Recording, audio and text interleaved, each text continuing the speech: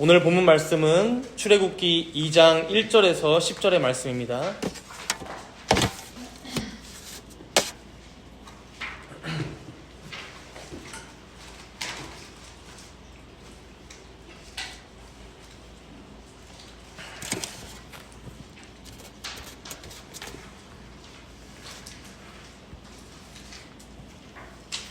출애굽기 2장 1절에서 10절 말씀 제가 봉독하도록 하겠습니다. 레위 가족 중 한 사람이 가서 레위 여자에게 장가들어 그 여자가 임신하여 아들을 낳으니 그가 잘생긴 것을 보고 3달 동안 그를 숨겼으나 더 숨길 수 없게 되매 그를 위하여 갈대 상자를 가져다가 역청과 나무 진을 칠하고 아기를 거기 담아 나일강가 갈대 사이에 두고 그의 누이가 어떻게 되는지를 알려고 멀리 섰더니 바로의 딸이 목욕하러 나일강으로 내려오고 시녀들은 나일 강가를 거닐 때에 그가 갈대 사이에 상자를 보고 시녀를 보내어 가져다가 열고 그 아기를 보니 아기가 우는지라. 그가 그를 불쌍히 여겨 이르되 이는 히브리 사람의 아기로다. 그의 누이가 바로의 딸에게 이르되 내가 가서 당신을 위하여 히브리 여인 중에서 유모를 불러다가 이 아기에게 젖을 먹이게 하리이까. 바로의 딸이 그에게 이르되 가라 하매 그 소녀가 가서 그 아기의 어머니를 불러오니 바로의 딸이 그에게 이르되 이 아기를 데려다가 나를 위하여 젖을 먹이라. 내가 그 삭슬 주리라. 여인이 아기를 데려다가 젖을 먹이더니 그 아기가 자라매 바로의 딸에게로 데려가니 그가 그의 아들이 되니라. 그가 그의 이름을 모세라 하여 이르되 이는 내가 그를 물에서 건져내었음이라 하였더라. 아멘. 지난주에 우리는 출애굽기 1장의 말씀을 살펴보면서 한 시대가 어떻게 저물고 또 새로운 시대가 어떻게 시작되고 있는지를 보았습니다. 성경은 그 전환점을 아주 간추려서 딱 한 문장으로 요약하고 있었는데요. 출애굽기 1장 8절에 잠깐 보시면 지난주 말씀 제목이기도 했죠. 요셉을 알지 못하는 새 왕이 일어나 애굽을 다스리더니 라고 합니다. 우리가 지난주에도 살펴봤지만 이 말씀은 단순히 애굽의 바로 왕이 요셉이라는 사람을 역사책에서 배우지 못했다거나 혹은 기억력이 나빠서 그를 전혀 알지 못했다라는 의미가 아니었습니다. 여기서 알지 못한다라는 것은 의도적인 거부이고 배척이었죠. 즉 그 히브리 사람 요셉이 세웠던 지혜로운 정책들, 즉 기근 속에서 온 땅을 구원했던 그의 어떤 정책, 리더십이라던가 그리고 그 모든 것의 근원이 되었던 그가 믿고 따랐던 하나님에 대하여 더 이상 인정하지 않겠다라는 새로운 시대 정신의 선포였습니다. 애굽은 이제 더 이상 하나님의 은혜나 섭리를 기억하는 나라가 아니라 오직 자신들의 힘과 번영만을 추구하며 하나님의 백성을 잠재적인 위협의 요인으로 바라보는 반하나님적인 세상으로 변모하였음을 보여주는 대목이었던 것이죠. 이렇게 하나님을 대적하는 시대 정신은 거대한 악을 만들기 마련입니다. 히브리 민족을 강제로 노예로 삼아 노역을 시키고 고된 노동으로 그들의 삶을 피폐하게 만들어버리고 심지어 급기야는 갓 태어난 남자 아기들을 모두 다 나일강에 던져서 죽여라 라고 끔찍한 칙령까지 내리게 됩니다. 우리는 이런 얘기를 들으면 생각이 드는 것이 아무리 고대 사회라지만 아무리 애굽의 바로 왕이라지만 어떻게 이런 끔찍한 일을 저지를 수 있을까?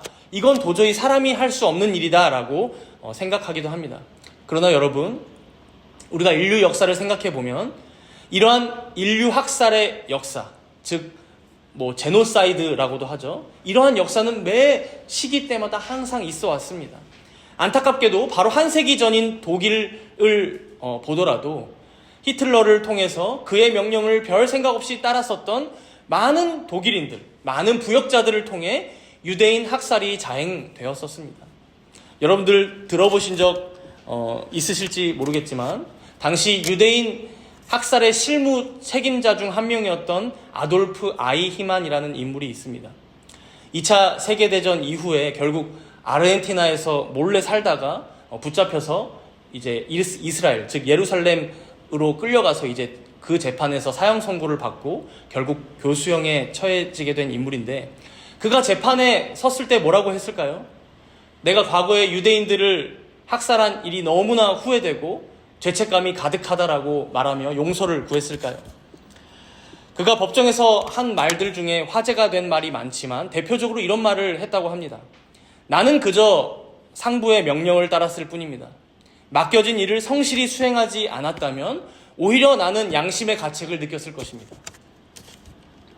그 수많은 유대인들을 죽이라는 문서에 도장을 찍은 실무자가 유대인들을 학살하고자 하는 그 계획을 수립하고 시행했던 사람이 어떻게 이런 생각을 할 수 있을까 싶죠. 제가 잠깐 살펴보니까 이 아이히만은 독일의 칼뱅주의 개신교 가정에서 태어났다고 합니다. 부모님도 하나님을 믿었을 뿐만 아니라 심지어 칼뱅주의, 즉 개혁파 가정에서 자란 어린이였다는 거예요. 여러분, 우리가 이런 사람을 통해 알 수 있는 것이 무엇입니까? 하나님의 말씀을 자신 스스로 생각하고 그래서 그 말씀을 매일같이 내가 바르게 따르고자 깨어있지 않으면 악이 팽배한 이 시대의 사조 가운데 우리는 어느 때고 그 악의 평범한 질서에 순응하고 동조하며 함께 악을 저지르고 마는, 어느새 보니 악인의 길에 서 있게 되기가 너무도 쉽다는 것입니다. 그래서 정치 철학자인 한나 아렌트라는 분은 이 아이히만을 보면서 뭐라고 얘기했습니까? 악의 평범성에 대해서 얘기했죠. 악은 평범하다. 악은 우리로부터 멀리 떨어져 있는 게 아니라 악이라고 해서 무슨 늑대의 탈을 쓰고 다가오는 게 아니라 우리가 아무 생각 없이 이 시대의 어떤 명령에 순응하고 이 시대가 요구하는 대로 따라서 살아가다 보면 어느새고 동조하게 되고 참여하게 되는 것이 바로 악이다. 악의 평범성, 악의 진부성이라고도 하는데, 마찬가지로 오늘 본문에서도 비인간적이고 끔찍한 바로의 칙령이었지만 수많은 평범한 애굽인들은 그걸 침묵하며 그 바로의 명령을 따랐을 것입니다. 아니, 어떤 사람들은 더 좋아했을지도 모르겠어요. 안 그래도 저 히브리 민족들 눈의 가시처럼 너무 우리 땅에 들어와서 많이 강성해지고 있는데 뛰어난 바로 왕이 치워주는구나 라고 하면서 좋아하며 따랐던 사람들 많았을 것입니다. 바로의 법은 명백한 악법이었습니다. 아무리 왕이 무섭다고 해도 갓 태어난 아기를 죽이라는 명령은 그 민족이 누가 되었든 간에 결코 따를 수도 없고 따라서는 안 되는 법이었습니다. 이것은 오늘날 이 시대를 살아가는 우리들, 하나님의 백성들에게도 동일하게 적용됩니다. 지금도 세상은 바로의 법과 같은 수많은 악법들을 우리에게 강요합니다. 아니, 이게 악법인가 할 만한, 그러니까 나에게 이익을 가져다주고 성공을 가져다주는 그러한 법칙과 시대사조를 따르라고 오늘도 내일도 우리에게 속삭입니다. 그럼 우리는 아이히만처럼 고민하게 되는 것이죠. 그래, 내 상사가 명한 거니까, 내 사장님이 말했으니까, 나라의 대통령이 그러라고 했으니까, 혹은 우리 목사님이 심지어 얘기한 거니까 다 같이 따르자. 아무 생각 없이 그것에 맹목적으로 순종하고 복종하는 게 무조건 맞다라고 생각할 때 우리는 어느새 여러 악법들에 동조하며 살아가게 된다는 것입니다. 그렇게 살아가는 여러분, 신자 개개인에게 하나님의 말씀을 어떻게 따르며 살 것인가 라는 질문은 항상 있어야 하는 것입니다. 그게 그 대상이 누가 됐든, 사장님이 말했든, 내 남편, 내 아내가 말했든, 우리 교회 목사님이 말했든 그게 다 정답이 될 수는 없습니다. 상황과 맥락과 형편이 다 다르기에 우리는 스스로 생각하며 판단할 힘을 길러야만 합니다. 그저 위에서 내린 명령대로 그대로 따라갈 사람이 될 거라면, 여러분, 요즘 AI 시대에 로봇들 판단 잘 내립니다. 상부가 명령한 거 그대로 사람보다 더 잘 수행할 수 있습니다. 그렇다면 이러한 시대 가운데 진정 사람이 지니는 가치는 어디에 있겠습니까? 방금 얘기했던 아돌프 아이히만은 죽기 전까지도 끝까지 자신에게는 죄가 없다고 말하면서 자신은 그저 나치 독일이 사용했던 거대한 기계의 작은 톱니였을 뿐이다 라고 말했습니다. 작은 톱니였을 뿐이다. 그냥 나는 시키는 대로 하는 기계의 부속품이었지 나에게는 어떠한 죄도 없다라고 주장한 것이죠. 그러나 사랑하는 여러분, 마지막 날의 최후의 심판 때 하나님 앞에서 저는 이 시대라는 거대한 악의 구조 속에서 그저 작은 톱니였을 뿐입니다.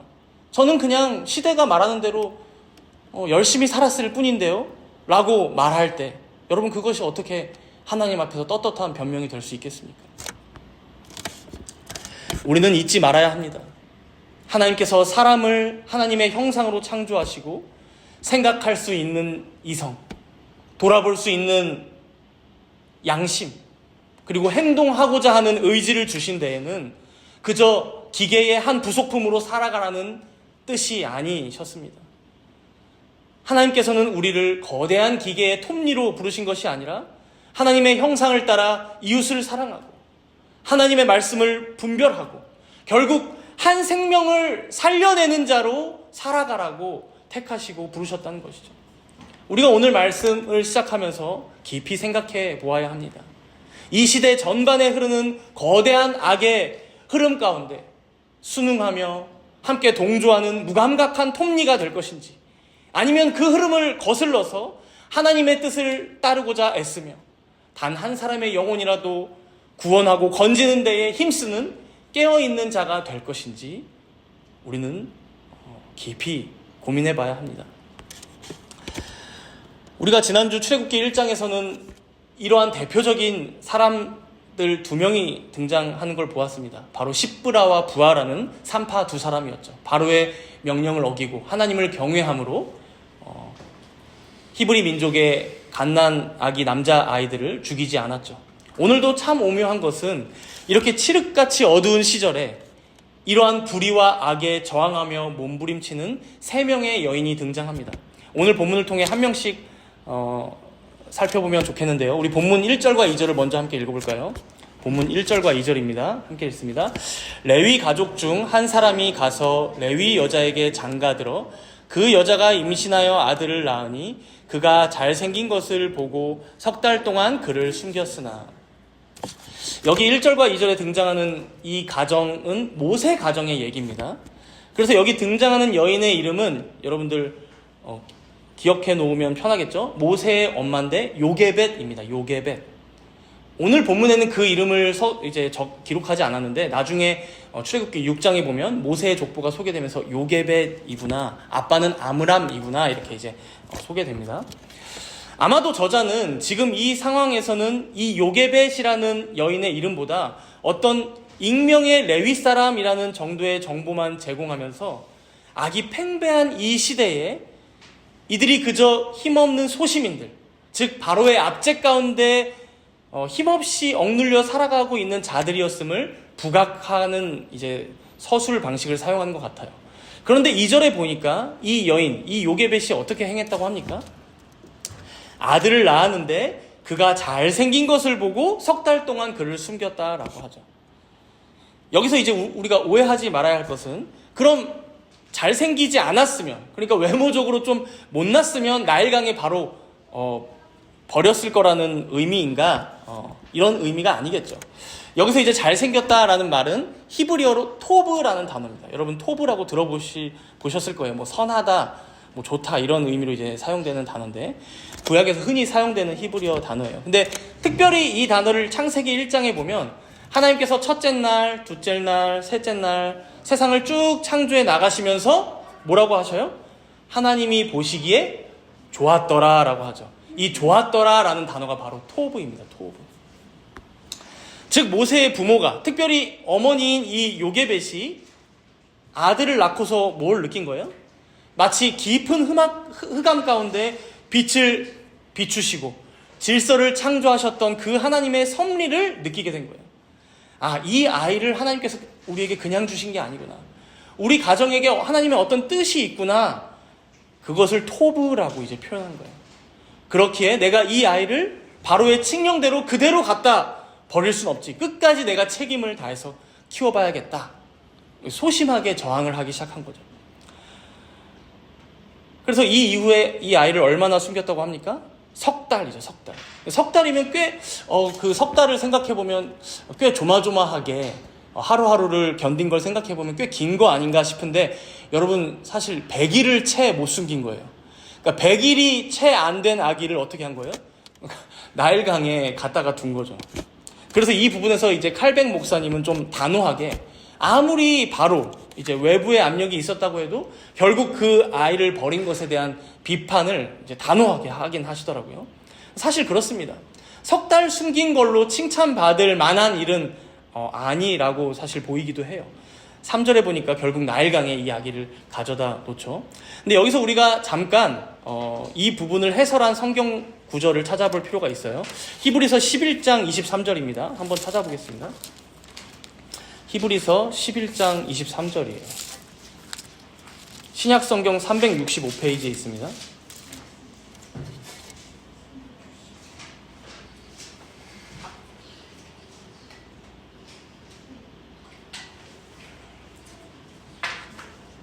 히브리서 11장 23절 함께 읽습니다. 믿음으로 모세가 낳았을 때에 그 부모가 아름다운 아이임을 보고 석 달 동안 숨겨 왕의 명령을 무서워하지 아니하였으며, 믿음으로 그 부모가 그 아이가 아름다운 아이임을 보고 석 달 동안 숨기면서 왕의 명령을 무서워하지 않았다라고 지금 그 구절, 오늘 본문 구절을 해석하고 있어요. 왕의 명령보다 하나님을 더 경외하는 마음, 그 믿음으로 이 석 달 동안 견뎠던 것을 우리는 알 수 있습니다. 다만 무엇입니까? 우리가 세상의 거대한 악, 어떤 구조적인 악 앞에 설 때 한계를 느낄 때가 많죠. 내가 사장이 아니기에, 저 같은 경우는 내가 교단 총회장이 아니기 때문에, 혹은 내가 회장이 된다 해도, 사실 그렇죠? 내가 총회장이 된다 해도, 혹은 지난주에 대통령이 선출되었지만 대통령이 된다고 해도, 여러분 이 세상의 구조적인 악, 이 거대한 악을 한 방에 해결할 수 있는 능력이 있는 사람은 아무도 없어요. 그게 우리 인간의 한계이고 이 땅의 한계입니다. 이런 측면에서 오늘 모세의 엄마인 이 요게벳이 견뎠던 이 석 달은 그녀에게 있어서 최대치였다라는 것을 우리는 알 수 있습니다. 그 석 달의 기간 동안은 히브리서 11장이 말씀하듯 믿음으로 견뎠지만 그 이상은 그녀 자신도 어쩔 수 없는 한계에 봉착했었다는 것이죠. 아이의 울음소리가 들려서 발견되면 가족들도 다 같이 죽는다든가, 너무나 큰 위협 앞에 놓였을 여러 가능성이 있을 수 있겠죠. 그래서 그녀가 어떻게 합니까? 본문 3절에 다시 오셔서 보시면, 더 숨길 수가 없게 되자 이 아이를 위해 갈대 상자를 만들어서 그 안에 아기를 두고 역청과 나무진을 칠해서 나일강과 갈대 사이에 두었다라고 하죠. 여기서 역청, 나무진 이런 건 이제 방수 소재입니다. 방수 소재. 그래서 갈대 상자 안으로 나일강에 물이 들어오지 않도록. 그래서 어쩔 수 없는 한계에 봉착해서 이 아기를 나일강가에 가져다 두지만 어떻게 해요? 마지막까지 이 아이가 최대한 살아갈 수 있도록 최선을 다하는 모습을 보여주고 있어요. 우리는 오늘 본문에서 요게벳의 한계와, 그럼에도 그 안에서 그녀가 최선을 다하여 최대치의 저항을 하고 있음을 우리는 발견해야 합니다. 갓난아기였지만 힘들었겠지만 석 달을 믿음으로 숨겼고, 또 마지막까지 그냥 나일강가에 갖다 버리지 않고 어떻게 해요? 갈대 상자를 만들어 그 안에 두는 어찌 보면 자신에게 있어서는 최대치의 저항을 했던 것이죠. 그런가 하면 이제 본문에 두 번째 여인이 등장하는데요. 미리암입니다. 미리암에 대한 얘기가 나오는데, 우리 본문 4절 함께 읽겠습니다. 본문 4절입니다. 출애굽기 2장 4절 함께 읽습니다. 그의 누이가 어떻게 되는지를 알려고 멀리 섰더니, 이제 요게벳이 자신의 딸, 그리고 이 아기의 누이, 나중에 보면 미리암이라는 이름을 우리가 알 수 있어요. 홍해를 건넌 뒤에 미리암의 찬양이 막 나옵니다. 이 누이에게 이 아기를 담은 갈대 상자를 맡긴 거죠. 근데 이제 오늘 본문에서는 일부러 익명으로 이제 그의 누이라고만 또 나오는 것 같아요. 한 명의 또 작은 소시민으로 이제 등장하는 거예요. 이 누이가 어떻게 합니까? 나일강과 갈대 사이에 그 상자를 두고 어떻게 되는지 보려고 멀리 서 있습니다. 언뜻 이 장면을 우리가 생각해보면 그저 동생의 운명을 멀리서만 지켜보는 좀 무력한 모습으로만 보일 수 있어요. 근데 여기서 이 멀리라는 단어에 주목한 어떤 신학자가 있는데 이런 말을 하더라고요. 여기서 멀리라는 단어는 비록 물리적인 거리상으로는 떨어져 있지만 심리적인 거리는 아주 가까운 이율배반적인 의미를 표현하는 단어이다. 그러니까 몸으로는 멀리 떨어져 있지만 마음으로는 아주 가까이서 어떤 문제가 생기면 바로 가까이 다가가려고 하는 태도로 멀리 서 있었다라는 단어를 썼다는 거예요. 이것에 대한 근거는 이 단어가 어디에 또 쓰였냐면 대표적으로 아브라함의 첩 하갈이 이제 그 서자 이스마엘과 집에서 쫓겨나잖아요. 그때 이제 사막에서 우린 죽었구나, 아들과 나는 여기서 죽는구나 하고 이제 죽는 모습을 바로 앞에서 지켜보기가 힘들어서 화살 한바탕 거리, 화살을 핑 쏘면은 딱 떨어질 만한 그 거리에서 떨어져서 아들이 죽는 모습을 가까이선 지켜보지 못하고 그럼에도 멀리 떨어져서 혹여나 무슨 도울 일이 있으면 바로 도와주려는 그 거리를 표현할 때 이 멀리라는 단어를 사용하거든요.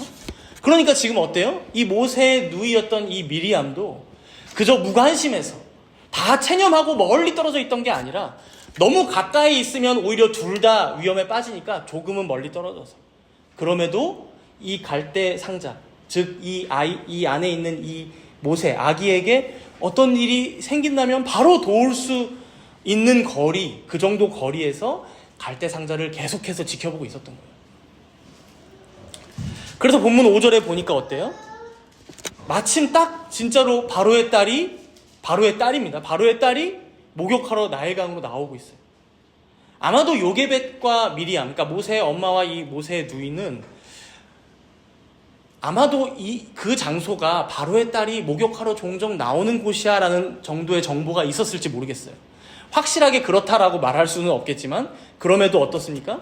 그의 누이였던 미리암은 마지막까지도 자신이 할 수 있는 최선을 다해 하나님께서 주신 이 생명, 이 아기를 지키고자 자신의 방식대로 자신의 자리에서 그 바로의 악법에 저항하는 모습을 보여주고 있는 거예요. 그리고 이어서 이제 세 번째 여인이 등장했죠. 바로의 딸입니다. 바로의 딸. 어쩌면 우리가 가장 예상하지 못했던 인물이라고 볼 수 있어요. 우리 본문 6절을 함께 읽어볼까요? 본문 6절입니다. 열고 그 아기를 보니 아기가 우는지라 그가 그를 불쌍히 여겨 이르되 이는 히브리 사람의 아기로다. 우리가 이 말씀을 읽으면 아기가 갈대 상자에서 울고 있으니까 당연히 불쌍히 여기는 마음이 올라올 수 있는 거 아니야 라고 생각할지 모르는데 그러나 조금만 더 깊이 생각해보면 어떤 상황이에요? 이 여인은 지금 바로의 딸입니다. 바로의 딸. 히브리인들의 남자 아기, 갓 태어난 남자 아기를 갖다 버리라는 법을 누가 발효했어요? 아버지가. 그러니까 아버지가 내린 법에 따라 생각해보면 이 아기는 아버지의 명령에 의해 죽어야만 하는 적으로 간주되었을 거예요. 그러나 어때요? 분명히 이 아기가 히브리 사람의 아기인 것을 인지했다라고 얘기하죠. 히브리 사람의 아기로다. 이는 즉 자신들의 노예이고 적이고 최소한 모른 채 했어도 됐었어요. 그냥 냅둬라. 그죠? 근데 어떻게 합니까? 그 아기의 울음소리를 듣고 외면하지 못합니다. 불쌍히 여겼다고 합니다. 여기서 이 불쌍히 여기다라는 단어는 단순히 동정심을 넘어서서 이 아기를 보호해주고자 하는 긍휼의 마음이 마음속 깊은 곳에서부터 일어났다라는 의미입니다. 여러분, 여기서 우리가 알 수 있는 것은 바로에 따른 애굽 사람이죠. 당연히 하나님에 대한 지식 없습니다. 하나님을 경외하는 마음도 없다라고 보는 게 맞죠. 그러나 하나님께서 기본적으로 사람의 본성에 심겨두신 그 빛, 그 양심, 그 도덕법 안에서 자기 눈앞에서 울고 있는 이 한 생명을 귀하게 여기고자 하는 그 긍휼의 마음의 소리에 귀를 기울이고 있는 거예요. 아버지의 그 냉혹하고 잔인한 칙령, 그 명령에 귀를 기울이기보다 자신이 보기에는, 생각하기에는 이 아기는 살아야 마땅한데 태어난 지 이제 100일도 안 되어 보이는 이 아기, 태어난 것만으로도 귀하게 여김받아야 할 생명인데 라는 마음으로 어쩌면 자신의 아버지였지만 그 바로의 법에 전면적으로 대항하고 저항하는 한 명의 여인으로 오늘 본문에 등장하고 있어요. 결국 이 긍휼의 마음이 이 아기를 살리게 되죠. 더해서 지켜보고 있었던 모세의 누이의 권유로 모세의 친엄마 요게벳에게 보내져서 젖을 먹으며 양육되게 됩니다. 사랑하는 성도 여러분, 오늘 본문에 등장하는 이 세 여인의 이야기가 우리에게 무엇을 말해줍니까? 이들의 저항은 각자 모양이 다 다릅니다. 어머니인 요게벳은 하나님을 믿음으로 자신의 자리에서 최선을 다해 저항하였죠. 석 달을 숨기고 갈대 상자를 만들어 그 안에 넣고, 누이였던 미리암도 멀리 떨어져 있었지만 끝까지 지켜보는 인내로 저항합니다. 바로의 딸 애굽의 공주 또한 긍휼의 마음으로 용기를 내어서 아버지인 바로의 법에 저항하고 있습니다. 처한 상황도 모습도 다 다르지만 이들의 공통점은 그저 시대의 악한 흐름에 자신의 몸을 맡기기보다 각자 자기 자신의 자리에서 자신이 할 수 있는 최선의 방식으로 생명을 살리는 편에 섰다는 것입니다. 어쩌면 지난주에 3.8을 통해 받았던 그 도전 앞에 우리는 다시 한번 서게 됩니다. 거창한 혁명은 아닐 수 있습니다. 오늘 이름도 등장하지 않잖아요, 사실. 엄마와 누이 이름도 안 나와요. 소시민들입니다.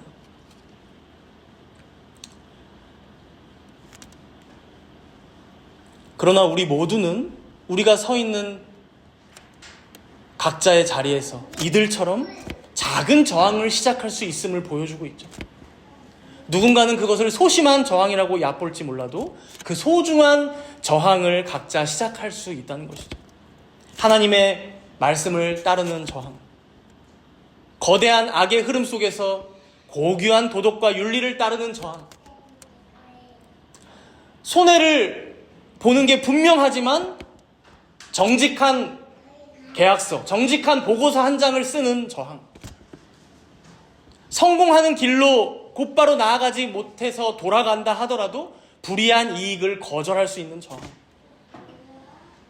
소외된 이웃에게 말 한마디를 더 건네는 저항, 진실을 위하여 때로는 어려운 길을 택하는 저항, 세상이 요구하는 가치관이 아닌 하나님의 말씀 가운데 나에게 허락하신 자녀를 양육하는 저항.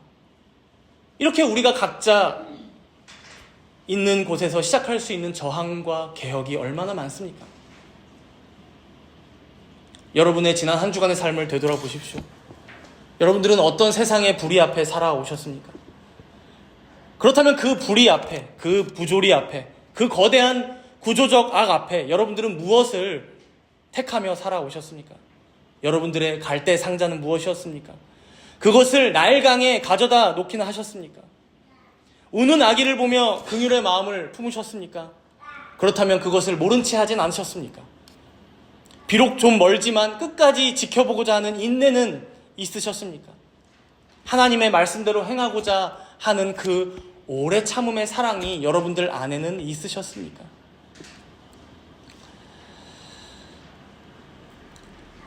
지금까지 우리가 이 세 여인의 작은 저항들에 대해 살펴보면서 우리 또한 삶에서 무엇을 저항할 수 있을지, 또 하나님의 말씀을 따라 산다는 게 무엇인지 고민했다면요, 사실 저항하는 것은 우리의 몫일지 모르지만 결국 진짜 그 상황을 바꾸시고 개혁의 한 걸음을 나가게 하시고, 그래서 환난에 처한 자들을 구원하시고 어둠 가운데 빛을 비추시는 분은 누구시겠습니까? 바로 흑암 가운데 빛이 있으라 말씀하시는 하나님이시죠. 여러분, 종교개혁 시대에도 보면요, 중세 말기에 그토록 깊은 흑암이 교회와 세상을 덮었을 때 결국 그 당시 지성인들을 깨우셔서 르네상스의 바람이 불게 하시고 그 토대 위에 바른 신앙을 추구하는 교회와 개혁자들을 일으키신 분이 누구십니까? 바로 하나님이셨습니다. 우리는 루터를 기억하고 칼뱅을 배우고 혹은 츠빙글리를 기억할지 모르지만 그들은 하나님의 선한 도구로 사용받았을지는 몰라도 결국 그 시대를 깨우치시고 다시금 하나님의 바른 말씀으로 이끄시고 돌이키게 하신 분은 오직 하나님이셨음을 우리는 잊지 말아야 합니다. 같은 맥락에서 오늘 본문에서도 결국 이 한 아기를 구원하시고 그렇게 창세기에서 숱하게 약속하셨던 자신의 말씀을 이루시는 분은 오직 하나님이십니다. 이런 하나님의 주권이 오늘 본문에서도 곳곳에 드러나는데요. 대표적으로 몇 가지만 살펴보면, 우리 먼저 본문 3절을 잠깐 보시면, 요게벳이 이제 아기를 담고자 만든 갈대 상자가 있죠. 이 갈대 상자를 히브리어로 하면 테바입니다. 테바. 그리고 이 테바라는 단어는 아주 유명해요. 성경에 보면 딱 두 군데 사용됩니다. 하나가 바로 오늘 본문이고, 다른 하나는 창세기에 노아의 방주에 사용됩니다. 방주할 때 테바입니다. 그러니까 성경은 의도적으로 우리에게 무엇을 가르치고 있어요? 요게벳의 그 조용한 저항, 나일 강가 갈대 사이에 가져다 놓고 지켜보았던 그 미리암의 인내, 이 요게벳과 미리암 둘 다의 너무나 귀한 저항이 있었지만 결국 그 갈대 상자에 담겨있던 아기를 구원하는 건 누구라고 말씀하시는 거예요? 마치 정처 없이, 여러분 노아의 방주는 키가 없었어요. 어디로 갈지 모릅니다. 그냥 정처 없이 어디로 가는지 모르고 떠다녔던, 표류했던 그 노아의 방주가 결국에는 하나님의 은혜 가운데 건짐받았던 것처럼, 마찬가지로 그 테바, 그 갈대 상자에 담긴 아기를 건지시는 분은 누구시다? 오직 하나님이시다라는 것을 보여주는 단어입니다. 물론 노아의 방주가 그 노아의 믿음을 보여주는 어떤 상징물이 되었던 것처럼, 이 갈대 상자 또한 요게벳과 미리암의 믿음, 그녀들의 작은 저항을 보여주는 상자이긴 했지만, 이 여인들의 믿음을 담는 그릇이 되었을 뿐, 그 그릇을 들어 쓰시는 건 누구십니까? 오직 하나님이셨음을 보여준다는 것이죠. 더해서 오늘 본문은 유난히 하나님의 역설적인 일하심, 그래서 어떤 많은 신학자들은 하나님의 어떤 유머, 해학이 오늘 본문에 드러난다고 하는데요. 세상은 하나님의 백성들을 죽이는 방식으로 핍박하고 박해하고, 결국에 하나님께서 세우신 도덕법, 그 율법을 무너뜨리는 방식으로 가려고 하지만, 하나님께서는 오히려 그걸 거꾸로 사용하셔서 인간의 모든 계략을 무너뜨리는 모습을 보여주기 때문입니다. 우리 본문 9절을 함께 읽어볼까요? 본문 9절, 출애굽기 2장 9절입니다. 함께 읽습니다. 바로의 딸이 그에게 이르되 이 아기를 가져다가 나를 위하여 젖을 먹이라. 내가 그 삭슬 주리라. 여인이 아기를 데려다가 젖을 먹이더니, 바로 이 9절의 장면이 오늘 본문에서 보여주는 역설의 극치입니다. 생각해 보세요. 바로는 이스라엘을 압제하고자 나일강을 죽음의 강으로 예비했습니다. 나일강가에 다 버리라고 했죠. 근데 바로 그 나일강에서 한 아기가 살아납니다. 건짐받고 있어요. 또 바로가 그 명령을 내렸는데 누가 그 명령을 어기고 있어요? 바로의 가장 가까운, 어찌 보면 바로가 가장 사랑했던 대상일지 모르는 그 바로의 딸이 어기고 있어요. 그의 계획을 전면적으로 부정하며 무너뜨리고 있는 자가 그의 딸이라는 게 아주 역설적이죠. 아이러니하죠. 더해서 모세의 친엄마 요게벳이 모세에게 젖을 먹이게 되고 그를 기리게 되는 것도 참 절묘한데, 심지어 요게벳에게 뭘 준다고 합니까? 이 바로의 딸 공주가 그 아기를 기르는 수고비까지 줄게, 그 보상까지 해줄게 라고 하죠. 여러분, 그 돈은 누구의 돈입니까? 바로의 돈이에요. 애굽의 돈이에요. 이스라엘을 죽이는 데 사용될 그 돈이 오히려 이스라엘을 살리는 데 사용되는 아주 역설적이고 유머러스한 장면이라는 것이죠. 잠언 19장 21절에 또 보면 이런 말씀이 있어요. 사람의 마음에는 많은 계획이 있어도 오직 여호와의 뜻만이 완전히 서리라. 사람의 마음에는 많은 계획이 있어도 오직 여호와의 뜻만이 완전히 섭니다. 재밌게도 이때의 바로가 누굽니까? 요셉을 알지 못하는 세왕, 요셉 알기를 우습게 알고 요셉이 섬겼던 하나님까지도 업신이 여겼던 왕. 그러나 여러분, 요셉이 했던 가장 중요한 신앙 고백 무엇입니까? 우리 바로 왼쪽에 창세기 50장 20절 한번 읽어볼까요? 창세기 50장 20절 바로 왼쪽에 한 장만 보시면 있죠? 함께 읽습니다. 당신들은 나를 해하려 하였으나 하나님은 그것을 선으로 바꾸사 오늘과 같이 많은 백성의 생명을 구원하게 하시려 하셨나니. 창세기 50장 20절이죠. 이게 오늘 본문에서 발견할 수 있는 하나님의 해악입니다. 바로 왕은 지금도 하나님을 섬기는 이스라엘 백성들을 비웃었을지 모릅니다. 그러나 정작 그 비웃음의 대상이 되고 있는 것은 누구입니까? 바로 왕 자신입니다. 그는 끊임없이 여러 루트와 방법으로 이스라엘 민족을 말살시키고자 했지만, 그들을 해하려 했지만, 하나님은 바로 그것을 선으로 바꾸사 많은 이들의 생명을 구원하시고자 이 세 여인과 함께 하시며 섭리하시고 이들의 믿음과 인내와 용기를 통해 일하고 계셨다는 사실입니다. 이제 오늘 본문의 마지막 절, 우리 출애굽기 2장 10절을 함께 읽겠습니다. 출애굽기 2장 10절입니다. 함께 읽습니다. 그 아기가 자라매 바로의 딸에게로 데려가니 그가 그의 아들이 되니라. 그가 그의 이름을 모세라 하여 이르되 이는 내가 그를 물에서 건져내었음이라 하였더라. 아기가 친엄마 품에서 무사히 자라서 바로의 딸에게 다시 인도되고 결국 그녀의 아들로 입양된 것을 보여줍니다. 여기서 바로의 딸이 아기에게 모세라는 이름을 지어줬다고 하죠. 여기서 우리가 이 모세라는 이름을 잠깐 생각해 보면 사실 바로의 딸은 애굽 사람이죠. 아마도 히브리어를 몰랐을 거예요. 그러면 히브리어로 모세라는 이름을 지어줬다고 보기가 힘들죠. 그래서 이 모세라는 단어를 이집트어로 보면 누구누구의 아들, 누구누구의 자식이라는 의미가 있습니다. 아들, 자식이라는 의미가 있어요. 모세. 그래서 여러분들이 좀 들어봤을 법한 파라오의 이름이 뭐가 있어요? 투투모세, 라암세스가 있죠. 라암세스.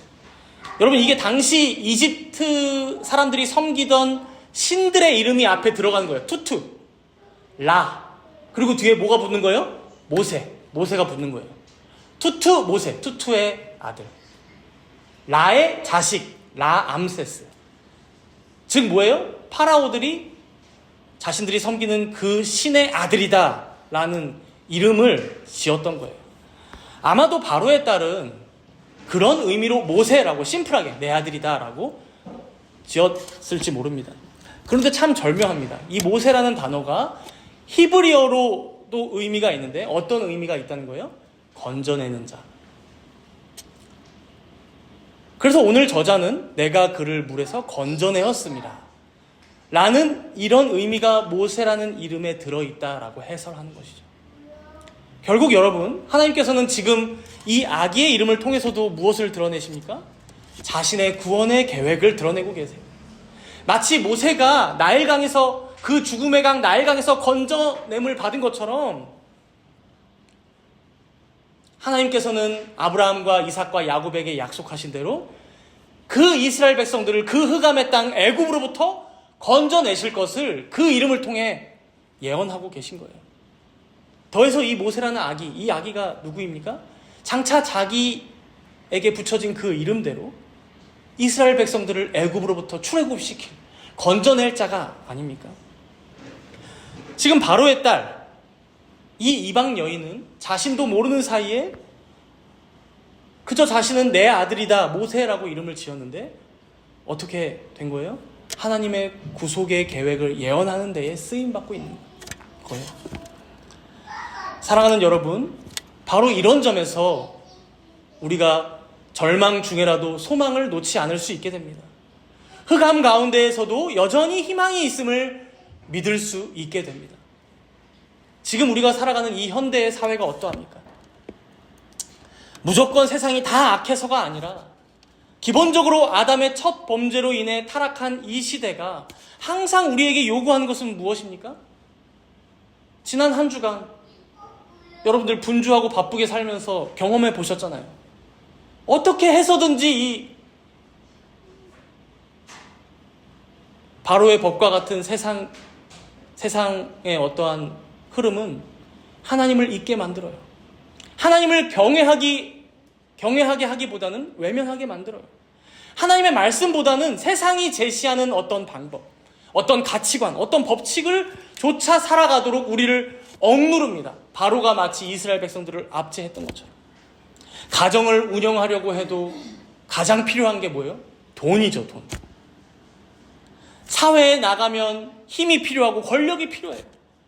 어디 가서 내 명함 하나를 내밀려고 해도 나의 어떤 자리라던가 나의 커리어가 필요해요. 그 어디서도 나 자신 그대로 받아주는 곳이 없어요. 보아주는 곳이 없어요. 편견 없이 바라봐주는 곳이 없어요. 세상은 그래요.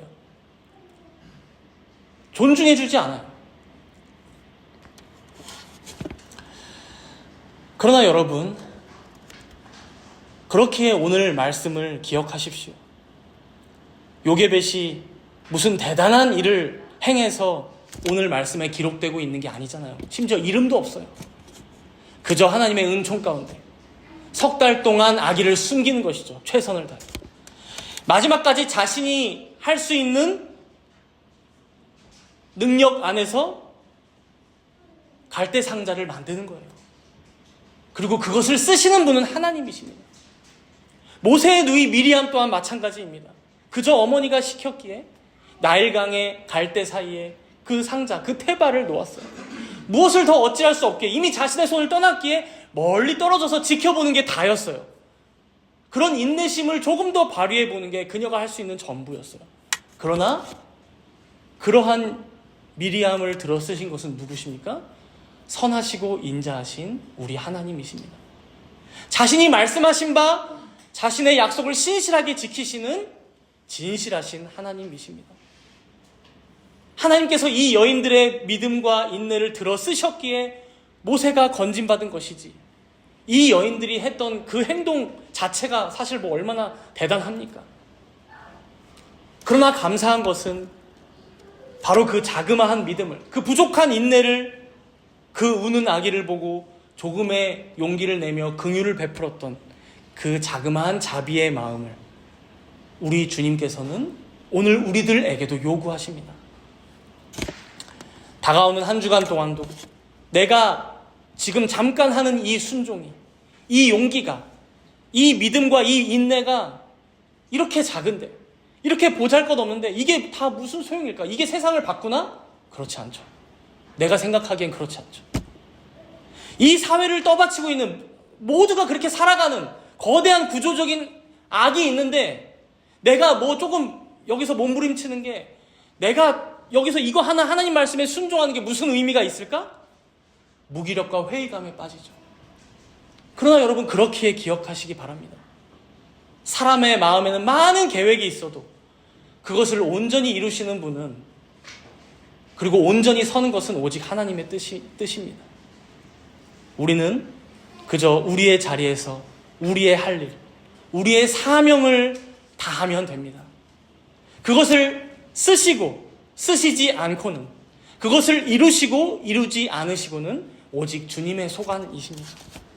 그러니 여러분, 끝까지 포기하지 마시기 바랍니다. 모든 것을 주관하시는 하나님께서 여러분들의 작은 삶을 통해, 우리 교우들의 소박한 가정의 삶을 통해, 또 이 연약한 우리 정담은 교회를 통해 이 시대의 절망의 강 한가운데서 놀라운 구원의 역사를 써내려 가고 계십니다. 이 소망을 붙들고 믿음 가운데 다가오는 한 주간도 담대히 살아가시는 저와 여러분 되기를 간절히 소망합니다. 우리 함께 기도하도록 하겠습니다. 다가오는 한 주간 동안도 우리는 수많은 바로의 법들과 마주치게 될 것입니다. 그 악법들에 마주칠 때마다 여러분들은 어떻게 하시겠습니까? 오늘 본문에서 만난 세 여인을 기억하시기 바랍니다. 이들의 작은 믿음과 인내와 그 작은 저항의 몸짓을 들어 쓰셨던 주님의 놀라운 섭리와 주권적인 역사를 기억하시기 바랍니다. 어쩌면 간교한 사단은 지금도 우리로 하여금 무기력과 회의감에 빠지게 만들어서 그 자리에서 아무것도 하지 못하게 만들고자 시험하고 있을지 모릅니다. 우리가 이것을 안다면 다시금 깨어서 이 작은 믿음이나마, 이 연약한 믿음이나마 품고 나아갑시다. 다가오는 한 주간 동안 이 믿음 가운데 마땅히 저항함으로 진정으로 승리하는 우리들 모두가 되게 해달라고 우리 잠시 동안 함께 기도하도록 하겠습니다.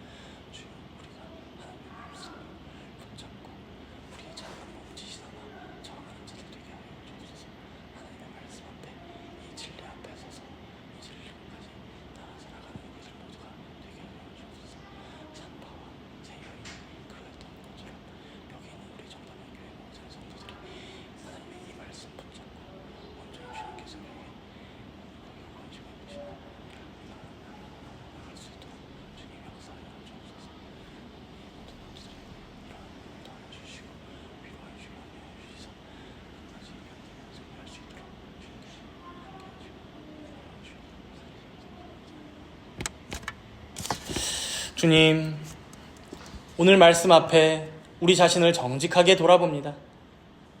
시대의 악한 흐름 앞에 그저 나 편하자고 아무 생각 없이 순응하며 살아가는 톱니가 되려고 했던 것은 아닌지 회개함으로 나아갑니다. 믿음으로 저항하기보다 절망하고 긍휼을 베풀기보다 빠르게 포기하며 외면했던 저희의 연약하고 부족한 모습을 주님 용서하여 주옵소서. 이제 우리에게 다시금 새 소망이 되시며 또한 영혼의 닻이 되시는 주님을 바라보며 우리에게 있는 갈대 상자를 세상에 띄우고 끝까지 그것을 지키고자 지켜보며 포기하지 않고 생명을 살리기 위하여 이 땅에 살아가는 우리들 모두가 되게 하여 주옵소서. 우리의 작은 순종 또 우리의 적은 믿음이지만 그것을 들어쓰시길 기뻐하시는 삼위 하나님만을 바라보며 끝까지 이 길을 포기하지 않고 주저앉지 않고 주께서 주신 사명을 따라 살아가는 저희들 모두가 되게 하여 주옵소서. 감사드리며 우리 주 예수 그리스도의 이름으로 기도드리옵나이다.